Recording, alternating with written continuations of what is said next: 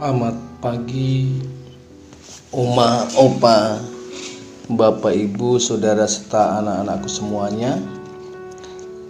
Semoga pada pagi hari ini kita tetap diberikan kesehatan. Bersama-sama pada pagi hari ini kita akan membaca dan merenungkan firman Tuhan hari Rabu 20 Januari 2021. Sebelum kita membaca dan merenungkan firman Tuhan, mari kita bersatu dalam doa. Kembali pada pagi hari ini ya Tuhan, kami datang ke hadirat-Mu. Kami mengucap syukur dan terima kasih atas pimpinan dan penyertaan Tuhan di dalam kami beristirahat.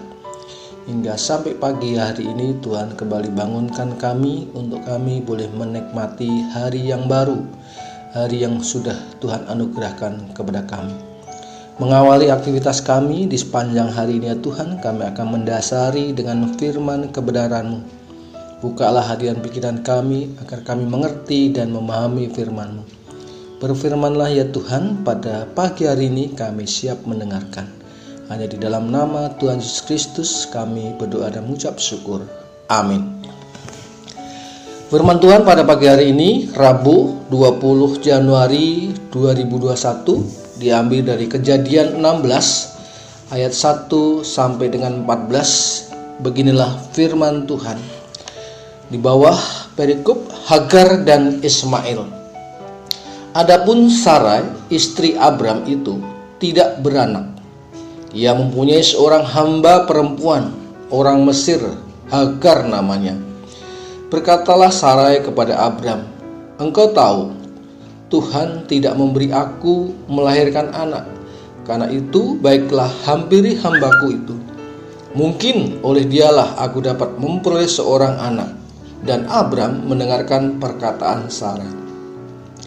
Jadi Sarai istri Abram itu mengambil Hagar, hambanya orang Mesir itu, yakni ketika Abram telah 10 tahun tinggal di tanah Kanaan, lalu memberikannya kepada Abram suaminya untuk menjadi istrinya.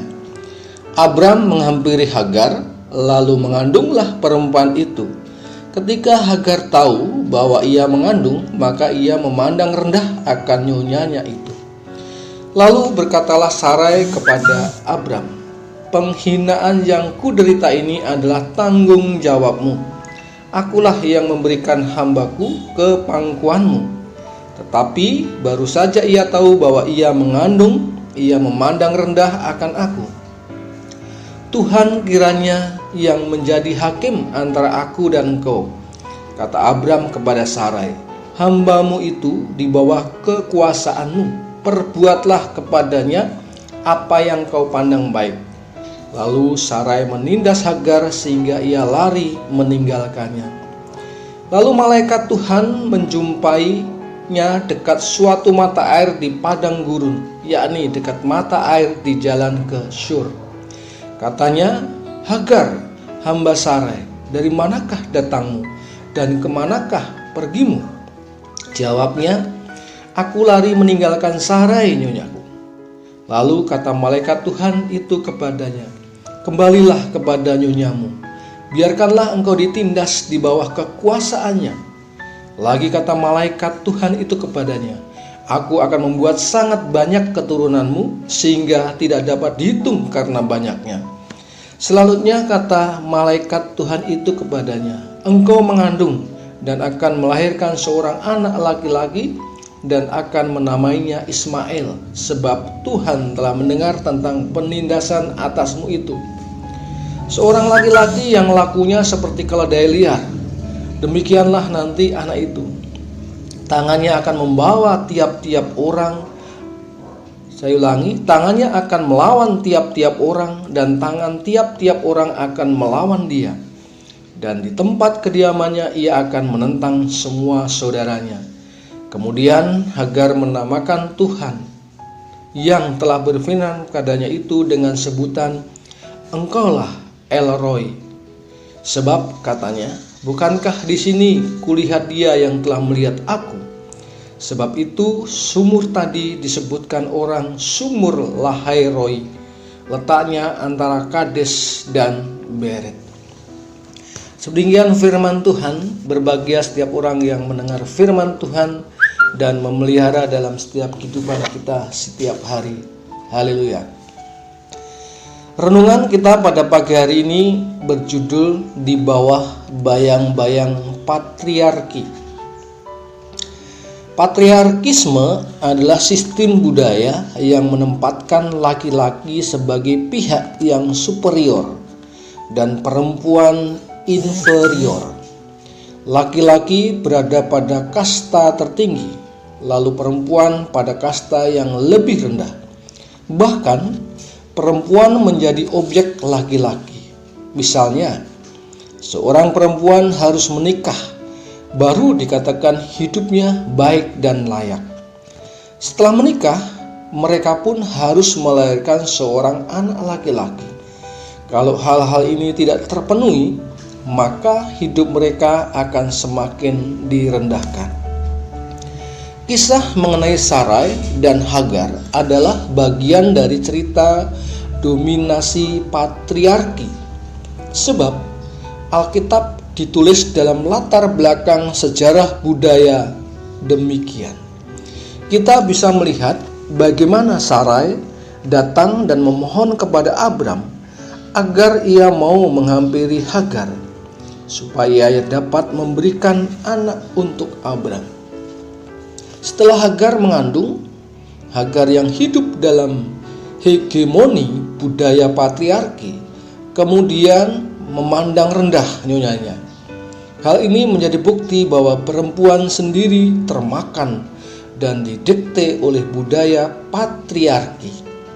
Menariknya, Abram dan dalam konflik Sarai dan Hagar malah melimpahkan masalah tersebut kepada Sarai. Alhasil, Sarai pun menindas Hagar.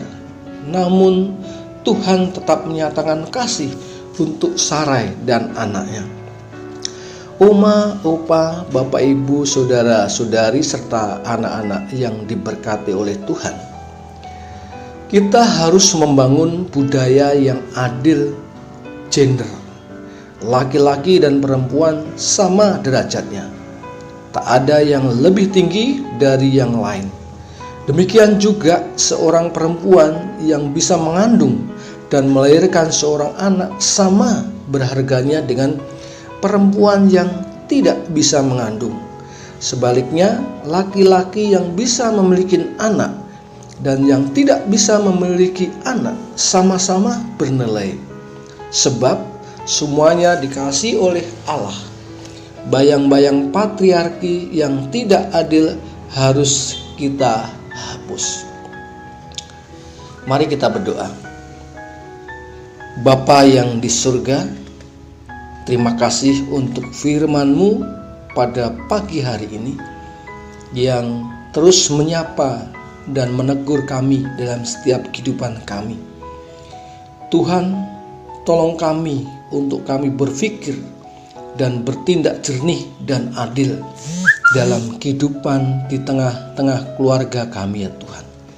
Berkati masing-masing keluarga kami sehingga kami sebagai orang tua, kami sebagai anak, siapapun ya Tuhan dapat bertindak adil. Terima kasih Tuhan untuk firman-Mu pada pagi hari ini. Ampuni Tuhan dosa dan salah kami. Hanya di dalam nama Tuhan Yesus Kristus kami berdoa dan mengucap syukur. Amin. Selamat pagi Bapak Ibu, salam sehat kita untuk kita semua.